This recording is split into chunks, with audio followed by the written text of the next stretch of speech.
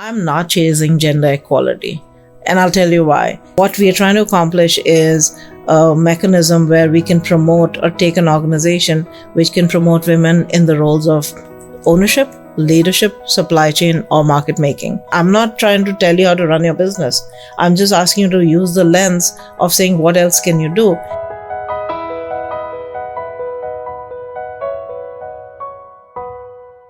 Hi everyone, and welcome to another episode of Chat Masala. We're thrilled to have Seema Chaturvedi with us. She is the founder and managing partner of AWE, Achieving Women Equity Funds, which specializes in initiatives to impact gender equity and climate action. The thesis is that investing in women-led businesses deliver both commercial and social goals.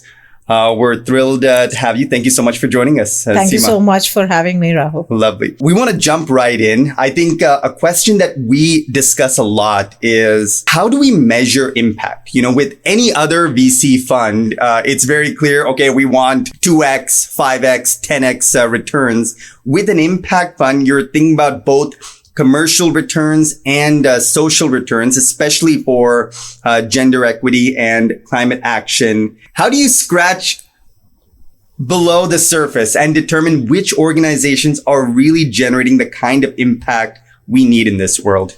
Now, thanks for asking that really pertinent question, because there is a lot of greenwashing and a lot of pinkwashing happening nowadays. And so I love those terms. And we have to be very mindful of making sure that the dollars and the rupees that we're investing in are going to the causes that we want to support. We are firm believers in the fact that financial returns and impact returns can go hand in hand. And it is a false choice to say that there has to be a dichotomy and you have to sacrifice one for the other. It's made more evident now, where all of us are experiencing the repercussions of climate action, or lack thereof, actually, of climate change. And gender equity is one such domino in the multiple things that we can do that can address not just climate change, but a lot of the 17 sustainable development goals that UN has created, and that become a goal for all of us as a society to achieve. We think it's that one domino, number 5, that can knock out a lot of other goals in terms of making them more achievable. So how do we look for impact, and what do we mean by gender equity and climate action?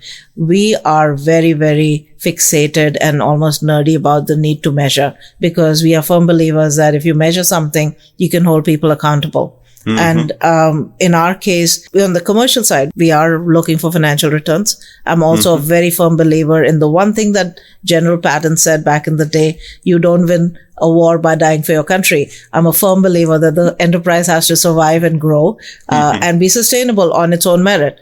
And so looking for financial returns is something that most investors want to do, especially if they want to be equity investors. Got it. On the impact side, similarly, we employ quantifiable metrics. On the gender side, I actually have come up with a mechanism to score our portfolio companies on various aspects. I want to just clarify one thing. We are chasing gender equity while we think women-led organizations are a great way to accomplish that. We don't limit ourselves to only women-led businesses. Got it. What we are trying to accomplish is a mechanism where we can promote or take an organization which can promote women in the roles of ownership, leadership, supply chain, or market making. Because each of those functions then allows and gives women the agency they need to be able to get empowered. And that's quintessential to our existence. How do we measure for all of these nice words that I said? One is the score that we have developed, which is actually our proprietary mix. Yeah. And so don't want you to go into your secret sauce, but maybe how do you balance the impact score with the financial score? How do you make those decisions? I know you said that we don't see a dichotomy between the two, but I'm sure at some level there is a tug of war. How do you navigate those situations? The way we are doing that, given our focus also on climate action, is to look at some things that are already climate action positive leaning and give them the intentionality of gender equity. I'll use a case in point without naming companies. There was a company that came to us in a storage solution. It was founded by 3 gentlemen, brilliant guys. They had absolutely no women in their leadership, ownership, supply chain or market making. They had a use case. I'll call it use case A because it becomes very easy to identify. And their technology is very, very low cost, builds on democratic elements easily available in the country. We encourage them to look at use case B, which was very supportive of women participation. Specifically, it was mobility. And in that case, the use case of mobility was something that they were not looking at. By us giving them the lens of saying, if you can have mobility as a use case of your technology, you can engage a big swath of the population as your consumer. That achieved our goal of helping towards 30 million women, which is our stated goal, gain agency, but it also gave them a commercial edge because one of the co-investors was specifically looking for that technology in a use case of mobility. So we proved our point of saying you'll actually make more money by taking along. It's just so intuitive. If you have 100% of a market and you're leaving 50% of the market behind, you have a smaller pie. This just allows us to have a bigger pie. Oh, that's so interesting. So you also play this advisory role with companies. You got this product and you're not thinking critically about how this can make women's lives better. And that achieves social goals and economic goals simultaneously. So is this how you engage with your portfolio companies? Totally. And our thesis is a lot more nuanced than saying I'll put money in 20 women founded companies. Again, I want to say nothing wrong with that. We'll embrace that, but we dig deep. I'll use another case study. The product is in the space of water, but we encourage them to consider, and it's a company that uses a lot of men right now in fulfilling the water needs of whatever they're trying to accomplish. We encourage them to engage women. Turnaround went down, breakage went down, and profitability went up. They looked at us and said, we would have never considered this. And it was as simple as saying, change your HR policies and look at hiring more. What the good that came out of this was in 1 month's salary, the girl who was hired was able to basically pull the entire family out of poverty and the sense of independence. And as somebody interestingly said, that they were also increasing the marriageable age of young women in India, which was a stretch, but because it was based on anecdotal data of maybe 10 or 15 young women who were part of now the workforce of the company. But the family also, is the putting on the cynic hat. The family also said, well, the daughter's supporting us, so what's the rush to marry her off? And so instead of being a burden, she became a resource to the family. And because they were below poverty line before she started working, it was dramatic in how it impacted. The company benefited because they had a very robust labor supply pool that was actually very efficient, very diligent, very committed, and wanted to stick around. Now, this is really helpful because I think the assumption is that there's this tug of war. And I think it's beautiful how you create these win-win-win solutions that benefit women across society, benefit the employees and the team specifically, as well as the leadership. So I think these are the conversations you like to have. Absolutely. Okay. I should clarify. We have 2 requirements. We say you will have a 10x multiplier effect because of us writing a check to your company. You will engage women in whatever capacity, ownership, leadership, supply chain, market making, and increase at a factor of 10 because we were your investors. And then we will help you catalyze at least 2x to the extent the business needs money, 2x capital to what we are investing. So that's a measurable outcome of what we are trying to accomplish. I've had situations where some men-owned companies have said, Seema, I've got this one lady with me. Now, where am I going to find 9 more women? I don't want to. And I said, no. My goal is 30 million. 9 will do nothing. Now, build a use case, whether it's supply chain, whether it's market making. I'll use an agri-supply example, supply chain, where they studied that in India, most farms are smallhold farms. And the workers on those farms 80% of them are women. So I said, here's your audience. So I'm not asking you to now hire 9 women. If you don't need to hire them, I think you should. But if you don't want to, it's not part of your plan. I'm not trying to tell you how to run your business. I'm just asking you to use the lens of saying, what else can you do?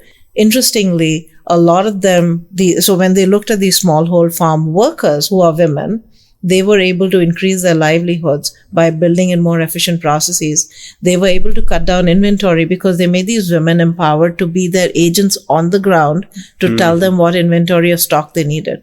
So now they don't have big collection centers. They have these village level entrepreneurs who are now punching in data and saying, this is the extent of seeds or fertilizer, whatever we need. So it's improved their just-in-time inventory management, but it's also given a greater increase in the incomes of these women. Got it. So you said ownership, leadership, supply chain or and market making. So companies that have women at the owner or leadership level. Supply chain is, generating employment at various steps. It could be in-house through employees, or it could be suppliers who are supplying to them. Got it. And then market making is designing products and services specifically for women. For women. Wonderful. And there's such an opportunity because look at the macroeconomic trends. We as a society are going to be leaving a lot of money on the table. Talk about losing money-making opportunities. Consumption spending is being controlled increasingly by women. Wealth is getting in the hands of women. The younger women, they are beginning to make their own financial decisions. So whether it is even a money manager is recognizing that their target audience has to be more women. So And we were speaking before about the importance of having more women in funds, specifically in VCs and other financial institutions. Why is that particularly important? So the sad reality of today is that less than 2% of venture funding goes to women businesses. Venture, by its very nature of the beast, is that you invest in because you don't have the plethora of data because it's not private equity, so you don't have the historical data to support your assumptions. You're really putting money on a team and a person. People, as human nature, tend to put money in what they're comfortable with, what they know. And if you see the old boys school, they are generally hanging out together, get to know each other. So it is not a strange coincidence that less than 8% fund managers are women. The trickle-down corollary is less than 2% women businesses get funding. I'm not saying it's a one-to-one, but it has also been established by several studies now, Fidelity included, that there is a greater propensity for women-led fund managers to invest in women-centric businesses. And I say fund manager led by women. When I talk about pinkwashing, what happens a lot is that a lot of analysts are, oh, look, we are very gender equitable. We have all these women analysts. Great. But how many of them have any say in the matter? We're making decisions. So when rubber meets the road, the decision making is still in the hands of those same investment committee members who are usually mostly men. And so you could do a lot of groundwork, but the money doesn't, the capital allocation. There's an old Indian adage in Hindi which says, jiski lathi uski bhais. So I'm a firm believer in that also, because ultimately capital allocation controls where the future of the power is. And if you want to truly empower women, give them access to capital so that they can grow their enterprises. And they're not just hobby businesses, but they're formal businesses that can scale. Got it. I like this distinction between VCs and PE. In PE, there is a track record. There are numbers with VCs. There's an element of judgment, and a lot of deals come through networks. And I think that's why it's particularly important to bring more women into this space. Am I getting that? Absolutely. But the evolution of the company's life cycle. By the time you are series even B or C or later, private equity, definitely, you have pretty much institutionalized. Then it's not person specific. It's process and product and company specific. Got it. Okay. So anybody who's putting money is now putting money less on a person, more on a product or service or the market, etc. But in the early stage, the money is being put on a team and whether they'll be able to execute or not. And that's where the inflection point happens. And that's where the gap is. I call it a valley of death, because that's where a lot of companies are made or broken. And if you don't get that support, the other overlying detail which should be appreciated is formal sources of funding. Only about 8% women actually access any formal source of funding, which includes banks, NBFCs, etc. Why? Because most of them are told for debt, yes, the government's done a great job of launching mudra loans, etc., but they tap out at a particular number, 10 lakhs, 20 lakhs, whatever the particular scheme might be. You need collateral for debt. Families are usually very reticent of saying, I'll let you put our house on the market as collateral. They don't see the woman's business as serious, which is why, and she usually does not have underlying equity. So after a while, for scalability, you need to have growth venture capital to scale it up. I see. And if your sources of capital are drying up because you've tapped out the 10 lakh loan, great that you got it, but that'll still not let you scale up. So for scaling, if you don't have collateral, therefore you can't access debt unless you're solidly cash flowing. If you're solidly cash flowing, you don't need any external capital, right? But if you want to grow and scale I call it blitz scaling, then you want to have an external source of capital.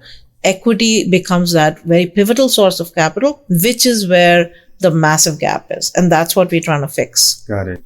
Now, I think this touches upon another interesting issue that we've been discussing, which is women often don't have access to collateral. I think with inheritance laws, like property should go evenly between male and female children. But I think to this day, that doesn't always happen in practice across India. And I think that might be exacerbating the problem for women who want to start business and want to have an asset that they can put up as collateral. Is that an issue that Absolutely. So, okay. And that's where I try to talk about the difference between equity and equality. I'm not chasing gender equality. And I'll tell you why. Equality, and I'll liken it to a situation of some opportunities. Think of it as a multi-shelf system where the best opportunities are at the top shelf. And to get to the top shelf, you need a ladder.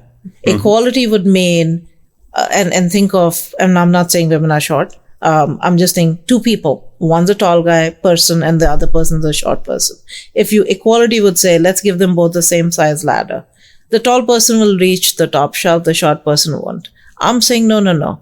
Give the short person a taller ladder so that they can access the same opportunities. That is equity.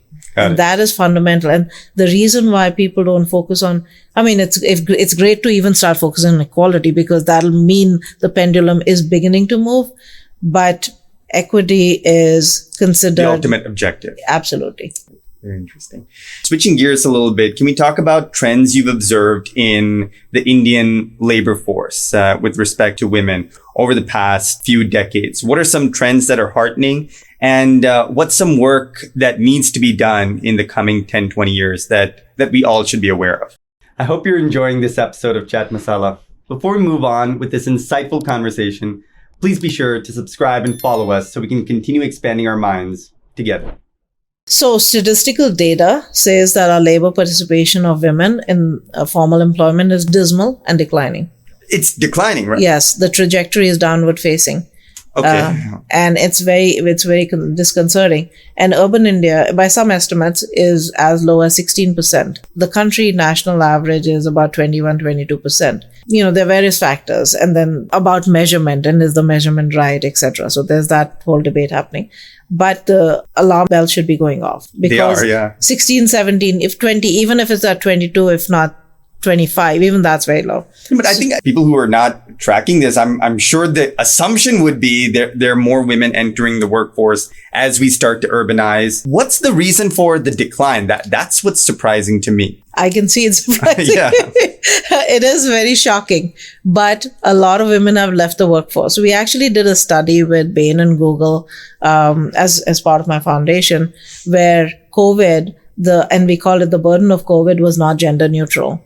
And now, without, again, naming people, these were C-suite executives who were burdened with the task now of home care. And this was temporary, but home care as well as their work care, something had to give. And work gave up. And so while that might have been a temporary blip, in fact, in the world of venture, and that's not just in India, it's also globally, senior partners are quitting venture funds because they say, while we think we're on partner track, we're not going to make partner, or we won't have the equitable access to allocation of the profits as much, or the carry, or whatever that structure might be. So the numbers are the numbers. They tell a very alarming story. What I'm seeing happen, and this is because I was actually engaged very deeply in helping women consider entrepreneurship, where you had the flexibility of being at home. I'm noticing a significant uptick in the number of women engaging as entrepreneurs in the economy. Now, when you look at a population of 1.4 billion people, it's not moving the needle, but whether it's urban or in tier 2, tier 3 cities, the hustle is real.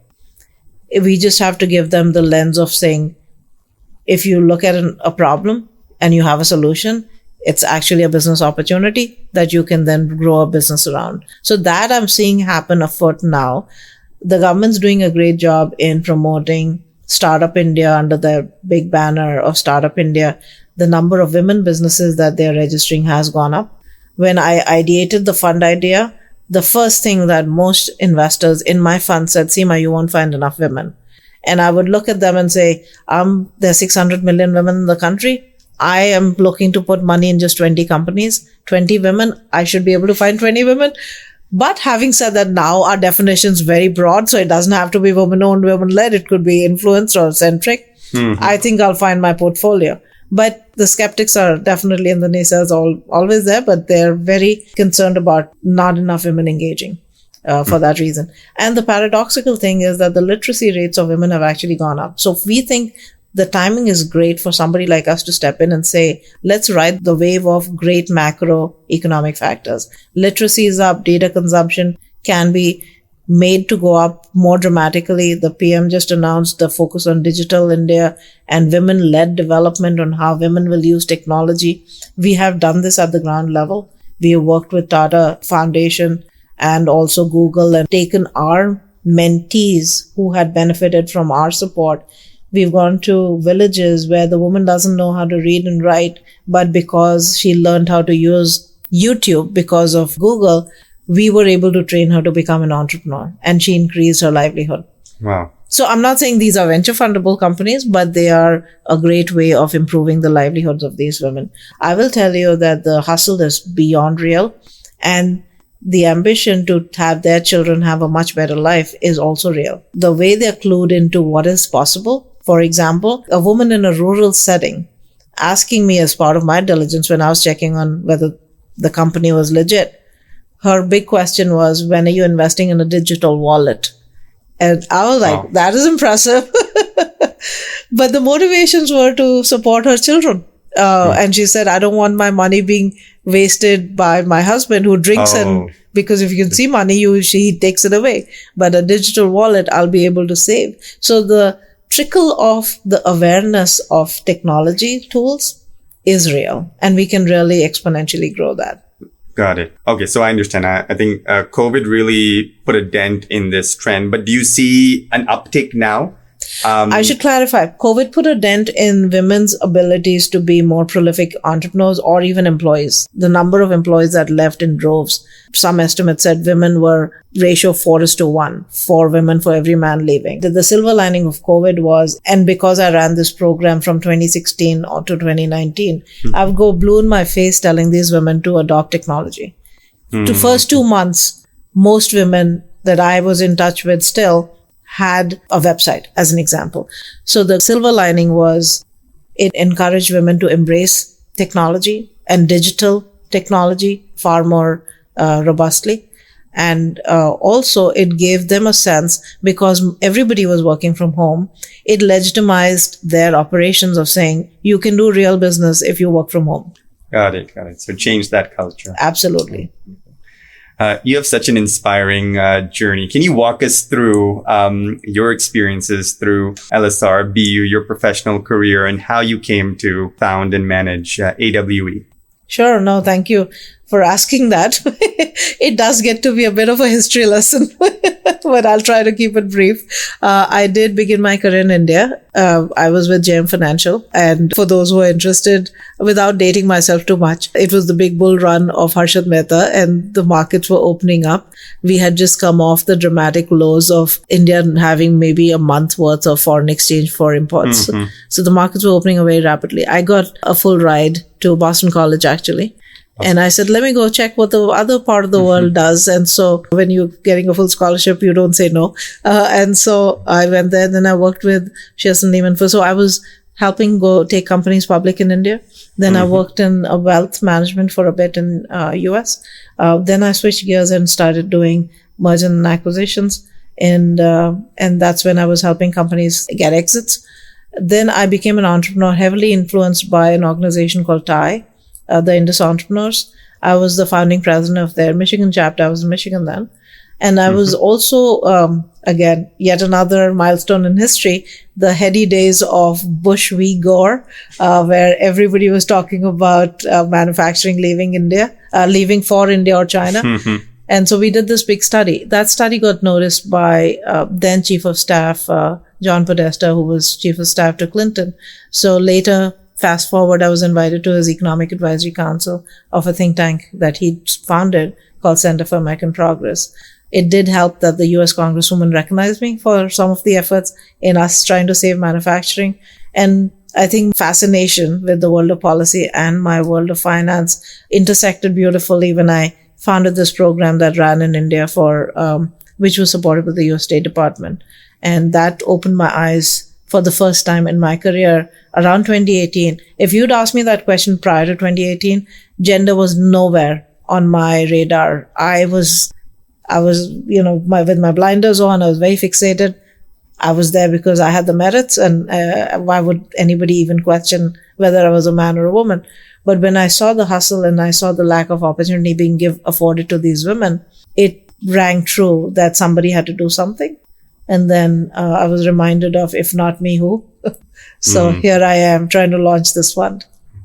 And we have launched the fund, so we are at first close. That's so wonderful to hear. What advice would you give young women and young men in terms of leadership, in terms of entrepreneurship? What values, what skills would you recommend that they focus on if they're entering the workforce today?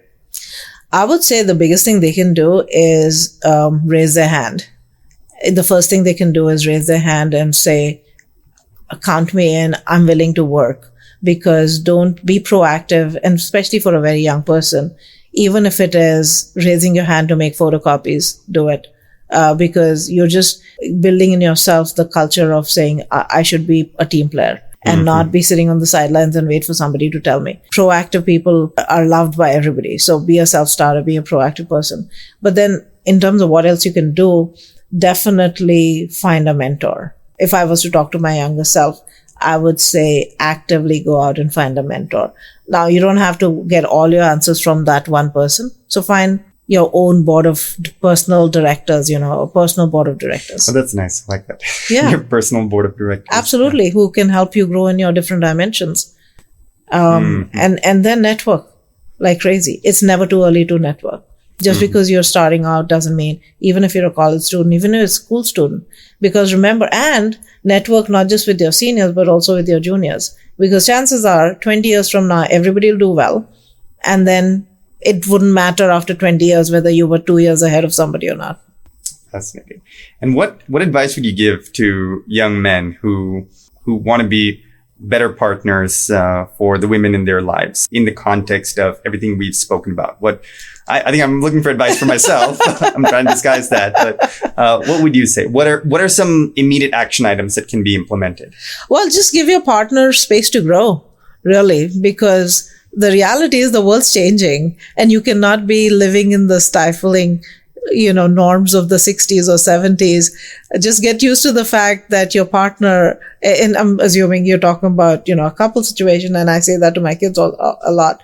But even in the context of a professional relationship, not even just a romantic relationship, even a professional relationship, respect the fact that you will have diversity in the workplace. Even though I talked about the low labor force participation, but the reality is that as the younger generation participates more, there is a sense, and recognize that your colleagues, whether they're women or men, but your colleagues are very highly educated.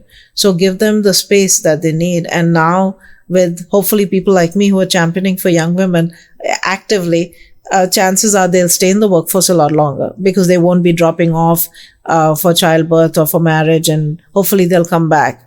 So things that were part of the norm for my generation hopefully doesn't have to be the burden of the younger generation. And just get used to the fact that you'll have to work with a very gender diverse team.